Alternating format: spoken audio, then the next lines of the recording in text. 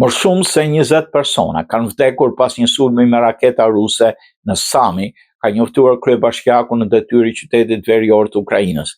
Në një deklaratë në Telegram, Artem Gobzar tha të paktën se 21 vet u vranë pasi armiku nisi një sulm me raketa ndaj civilëve. Shërbimi i emergjencave shtetërore të Ukrainës tha në një deklaratë një sulmi të mërshëm nga raketat balistike ruse në Sami. Raketat e armikut goditën një rrugë të zakonshme të qytetit, një jetë zakonshme shtëpi, institucione arsimore, vetura në rrugë. Shërbimi tha se dhënat paraprake treguan se kishte 10 civil të vdekur dhe të plagosur, shkruan Sky News. Një operacion shpëtimi është duke u zhvilluar tani, të gjithë shërbimet e nevojshme janë duke punuar, shtuan ata. Ndryshe Sami është një qytet në Ukrainën veriindore që ndodhet afër rajonit Kursk të Rusisë.